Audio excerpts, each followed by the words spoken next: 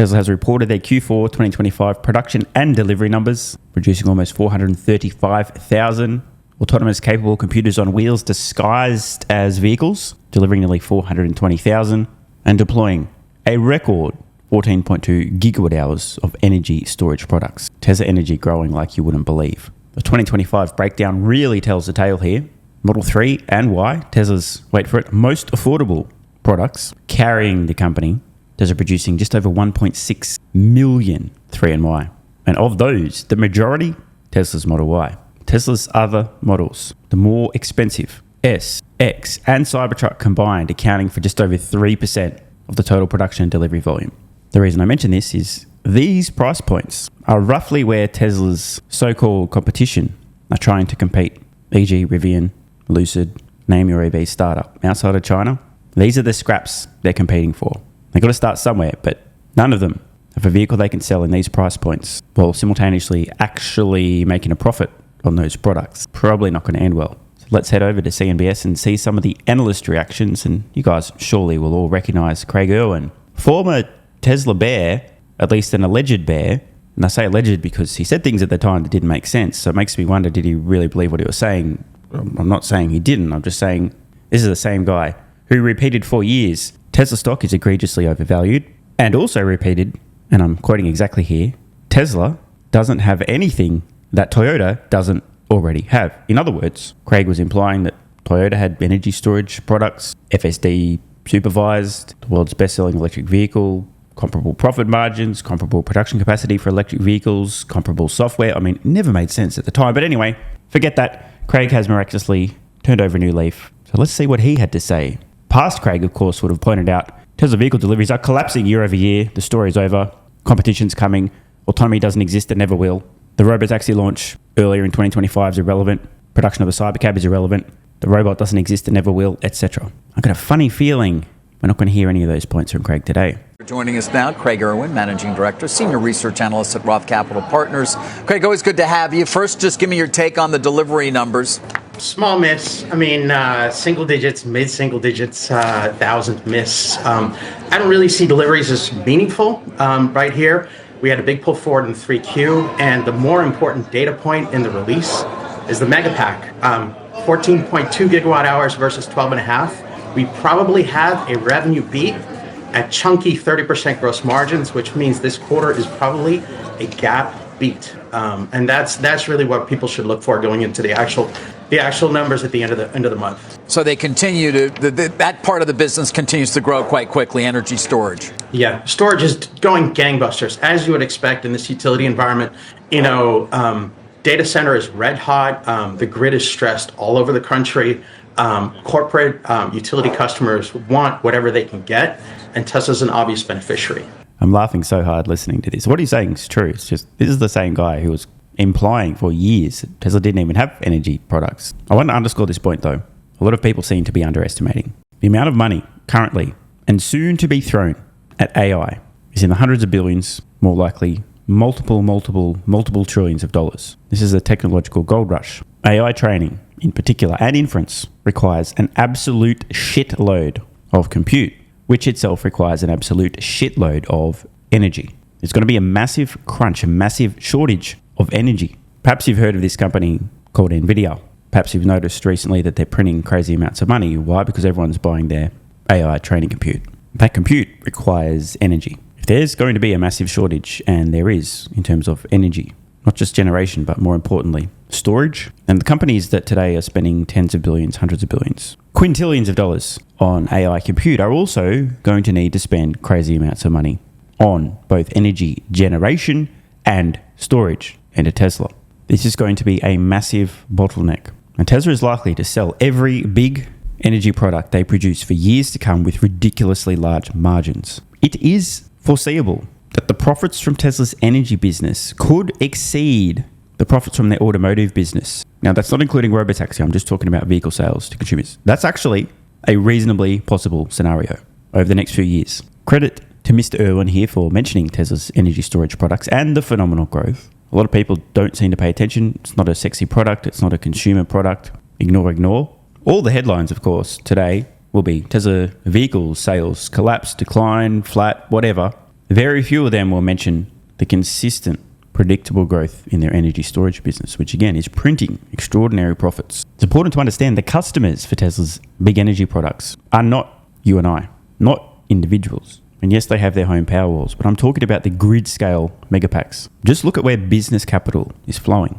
Unfathomable amounts of money piling into AI. It's obvious and inevitable that companies producing energy storage products that can help other companies pursuing AI will need to lock down energy, including storage, not just generation, plus AI training compute.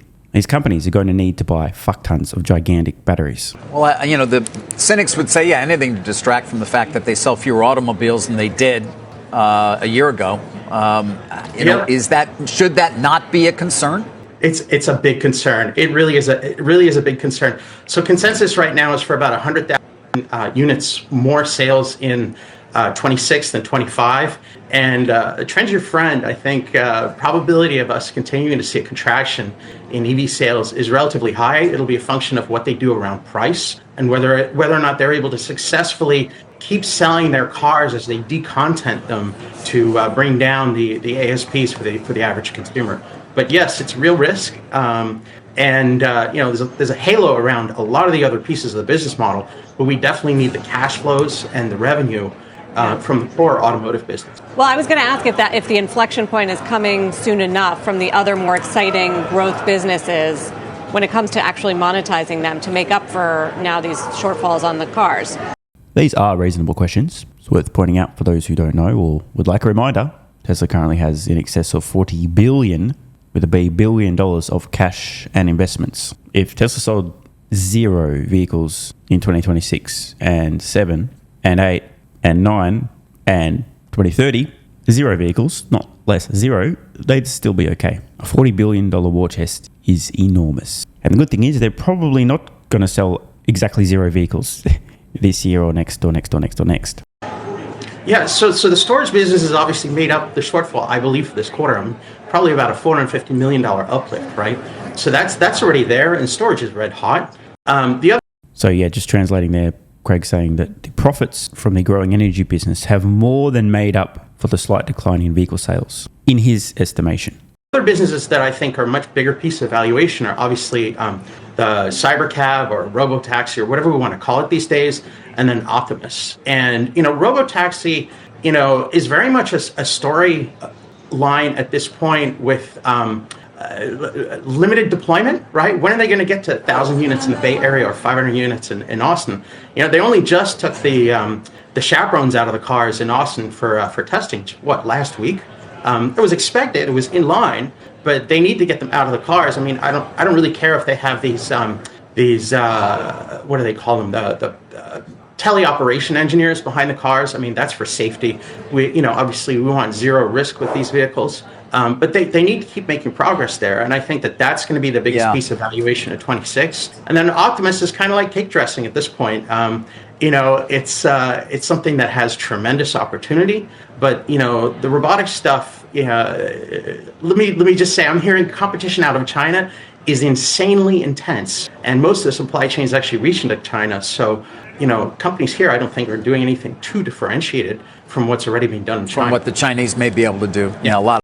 The opportunity with intelligent, dexterous, useful humanoid robots is truly astronomical. There may be no meaningful limit. So there's obviously going to be hundreds, thousands of companies, particularly in China, fighting for a piece of this enormously and rapidly growing pie. That was also true in the electric vehicle market. And if we're to check in and see how that's going so far, the most profitable EV manufacturer in China, Tesla, may in fact be the only profitable EV manufacturer in China. The best-selling EV in China produced by Tesla, Model Y, despite a significantly higher average selling price than most of its local Chinese competition. The probability of survival of 96% of the Chinese EV manufacturers rounds down to approximately 0% chance of survival. And the same is likely to be true with humanoid robots. There'll be a lot of companies competing, and if they can raise capital, scrape by, they could be around for a decade plus. But when the dust settles, the fierce competition will drive the industry forward, force a lot of innovation, help to build out supply chain, but ultimately result, in my opinion, in a massive consolidation. putting aside the potential privacy and data security issues, I think that the Chinese, in fact, anywhere, not just in China, but all the companies trying to compete against Tesla with humanoid robots do face some nigh insurmountable challenges. We talked earlier about EVs and profitability. Tesla's the only company on the fucking planet making money selling EVs at scale. That's kind of important. This tells us something about Tesla's ability to mass manufacture compelling, reasonably affordable, and profitable products that contain many of the same components or very similar components to electric vehicles. Batteries, the FSD computer, electric motors. Another very important piece of the puzzle is the brain, vision. No other company has close to what Tesla has with FSD, which has in essence been transplanted into their humanoid robots. An enormous amount of real-world data is required to collect, to train. It's going to be tough for other companies to accumulate that data. Then there's also the physical hardware itself. As Musk has pointed out, you can't buy most of the stuff that's required for a humanoid robot off the shelf. You can make do, but if you really want a brilliantly designed, ultra-efficient, affordable to manufacture, to produce humanoid robot that's extremely agile, dexterous, capable, we're going to need to design most of the components and manufacture most of them in-house. My hunch is that developing a generalized humanoid robot that's extremely dexterous and intelligent, one that can be mass manufactured at a reasonably affordable price, is a hell of a lot harder than doing the same for an electric vehicle. Yet, I remind you, Tesla's the only company making any profits on high-volume electric vehicles today. There's plenty of companies out there making a lot of electric vehicles, selling a lot of electric vehicles, and breaking even or losing money doing so. But what are the odds we end up in the same situation with humanoid robots? There's many companies for years, a decade plus, selling humanoid robots, not making any money doing so, trying to drive their costs down, trying to scale up their production, and failing to compete with Tesla. Now, I do want to be clear. If your goal isn't a super generalized, e.g. it can do basically anything, intelligent humanoid robot. If you want a humanoid robot that can do some narrow tasks, or even is close to brain dead but can be teleoperated by somebody, ideally in a country with extremely low wages, there's got to be a huge amount of opportunity there. If a company in China can manufacture an extremely affordable, fairly clunky brain dead humanoid robot to be sold for a few $1,000s, and somebody's willing to accept the potential privacy concerns of having somebody, let's say in India or Philippines, etc., teleoperate that robot in their home, there's a massive opportunity there, at least in the medium term. But the holy grail is the generalized, intelligent, dexterous humanoid robot that can do this stuff on its own, and not just a few narrow tasks, but all tasks that a human can do. That's what Tesla's going for. And I suspect in the short term, the narrative's going to be Tesla's way behind on humanoid robots. Look, we hear the same shit about Waymo, right? Tesla's way behind Waymo. Because you'll see teleoperated, very affordable, and I mean like a few $1,000s a pop, humanoid robots coming out of China, being semi-useful, whereas Tesla's still going to be tinkering around with the mass manufacturing, the costs, the overall design, solving literally everything as opposed to just a few narrow tasks. Narrative will be, well, Tesla's way behind. Look at all these other companies selling robots that people are buying. Look how cheap they are. Let's ignore the fact they're not making money on them. Look how cheap they are. Tesla's behind on humanoid robots. Or maybe everyone's going to completely forget about what's happening with the Optimus humanoid robot because they're so stunned at Tesla's progress with autonomy. A lot of it obviously comes down to what those hands can do. Pretty incredible to watch them. But on that note, then, so it's going to be, in your opinion, and I think you have a price target that's at least $50 or so from here. But it's going to be the metrics around Robotaxi that kind of are key for a lot of investors because we're going to put to the side whether they're selling more automobiles or not year over year. Well, it's going to be the balance between auto and storage, right? Can storage at 30% gross margin, phenomenal gross margins, right? Can that continue to offset the flagging growth in automotive, right? 16% year-over-year decline. It's hard to wipe that away. But if storage is doing it, that's fine. Then the story side becomes, okay, storage is awesome. What's the future with Cybercab and Optimus? And that's what everybody's dreaming. I mean, the supply chain, Tesla's told the supply chain they want to make 30 million of those robots. That's nuts. I mean, that's yeah. Well, he talked about 1 million by 2030, I think, is what I remember him telling me the last time we talked. Musk, that is. I would assume the preponderance of the conference call a month or so from now, or when they have it, is going to be around these themes and not necessarily about EVs, right?